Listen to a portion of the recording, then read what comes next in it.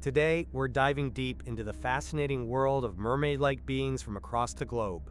For centuries, cultures have spun tales of creatures that bridge the gap between land and sea, embodying both mystery and danger.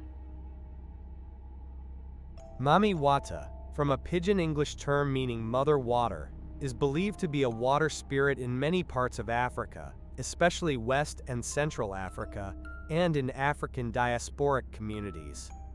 Over time, Mami Wata became firmly embedded in local cosmologies as a spirit of the waters, often associated with rivers, lakes, and the sea. She is neither singular nor uniformly described. In different communities, Mami Wata can refer to a collective of water spirits or one spiritual being. Mami Wata is usually envisioned as a woman, often with long flowing hair, who is at home in the water. In many tales, she appears with a mermaid-like form, human upper body and fishtail below.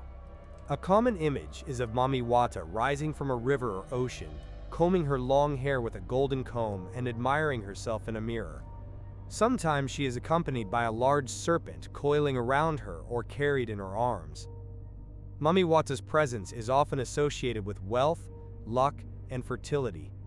Those whom she favors may receive lavish gifts, such as money, jewelry, or spiritual power. However, her blessings frequently come with strict conditions, underscoring her dual nature. She can be capricious and demanding. Followers might be required to remain faithful to her, keeping vows of chastity or secrecy, or risk her anger.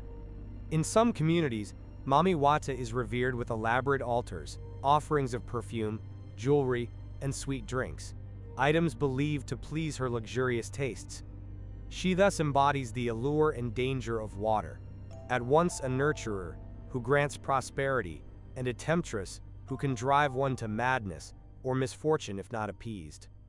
This duality is reflected in how she is viewed across Africa, venerated by devotees for her gifts, but sometimes demonized by Christians who see her as an evil entity. Many oral tales illustrate Mami Wata as a spirit who links the human world with the watery realm. In one popular West African legend, a fisherman catches a glimpse of an enchanting woman with a fish's tail sitting by the river, gently combing her hair and gazing into a mirror. Realizing she must be Mami Wata, he creeps closer. Startled, the mermaid spirit drops her golden comb. The fisherman seizes this divine object, knowing its power. Mami Wata disappears beneath the waves, but later she approaches him in a dream, demanding the return of her comb. The crafty fisherman refuses to give it back until she grants him a wish. Mami Wata agrees. He asks for wealth, and so he becomes rich overnight, after which he returns the comb to the river. This tale highlights how Mami Wata is believed to bestow riches on those who manage to win her favor, while also emphasizing that mortals cannot keep such power without her consent. Another widespread motif involves Mami Wata taking human lovers. In exchange for her otherworldly love and the steady stream of wealth she provides, the men must devote themselves entirely to Mami Wata, often meaning they must never marry or have intimate relations with mortal women.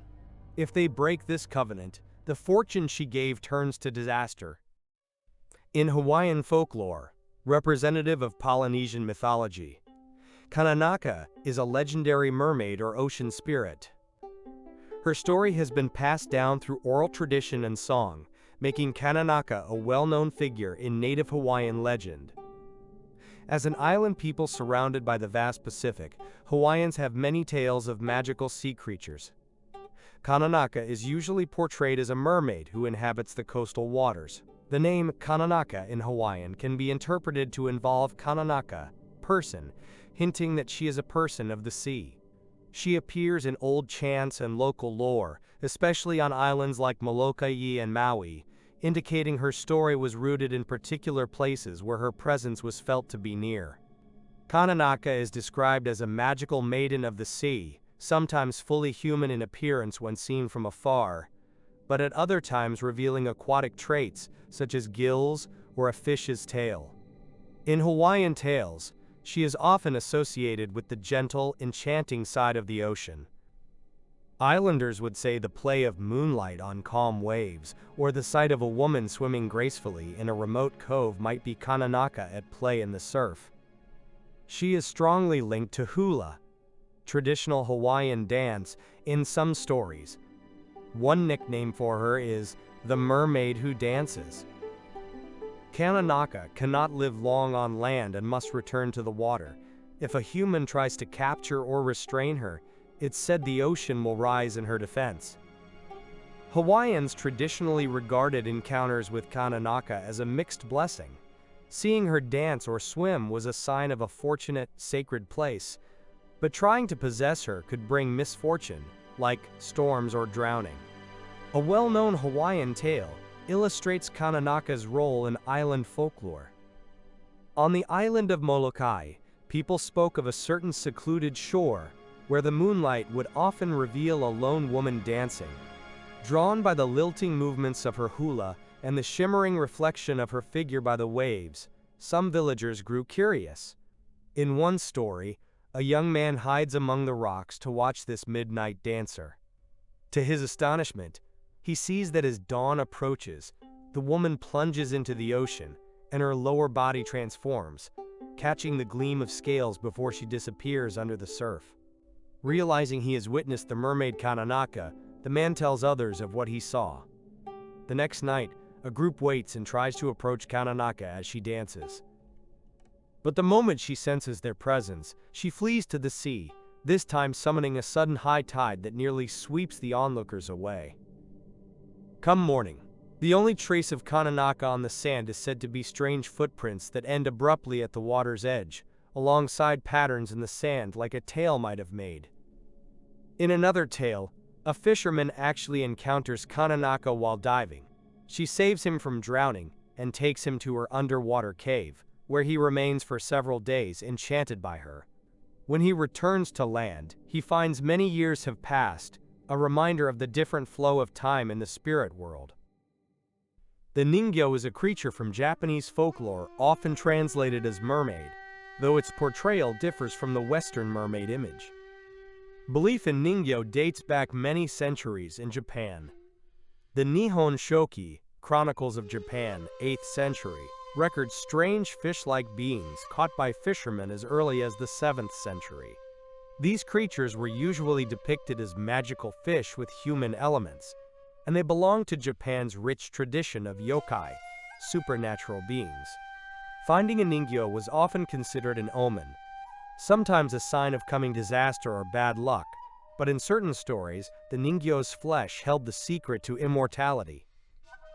Traditional descriptions of Ningyo differ markedly from the glamorous half-woman, half-fish mermaid. A typical Ningyo is said to have a fish-like body, often depicted as an oversized fish, but with an eerie human-like face.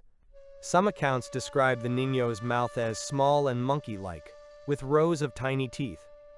It might have long hair, like seaweed, draping its body. When fishermen hauled a Ningyo ashore in legends, the creature would cry with a human voice, or in a high flute-like wail, and even shed tears like a person, an unsettling mix of the familiar and the alien. In many folk tales, catching a Ningyo was believed to bring misfortune. Its presence was a bad omen foretelling storms or poor fishing. Fishermen who netted a Ningyo were said to quickly throw it back into the sea to avoid angering the sea gods or inviting disaster. This custom highlights the Ningyo's role as a harbinger, a physical embodying of the ocean's warning. Yet, paradoxically, Ningyo are also associated with miraculous power. Specifically, their flesh is fabled to grant extraordinary longevity or immortality. The most famous Japanese tale involving a Ningyo is the legend of Yaobikuni, the 800-year Buddhist nun. According to this story, a fisherman in a provincial village catches an unusual fish and brings it home for dinner. Unbeknownst to him, this fish is actually a Ningyo. As the family prepares to eat, the fisherman notices the fish has a curious human-like face and, fearing it may be a yokai, he warns everyone not to partake. The fisherman's young daughter tastes the flesh of the Ningyo out of curiosity or by accident. The consequence of this single bite is astonishing. The girl ceases to age. Years pass, and she remains youthful, while her loved ones grow old and die. She eventually becomes a Buddhist nun, known as Yao Bhikkhuni, wandering the country for centuries in melancholy, as she bears the burden of immortal life. After 800 years, the nun finally comes to the end of her journey. In some tellings, she returns to her hometown and voluntarily dies there, or she attains enlightenment and leaves the mortal realm. It was said that at that time, fishermen firmly believed that a Ningyo should be returned to the sea if caught, to prevent disaster. Which of these backgrounds and stories did you find most captivating? Share your thoughts and any other mermaid-like legends you know in the comments below. And if you enjoyed this deep dive into mermaids, be sure to like this video and subscribe for more mythological explorations.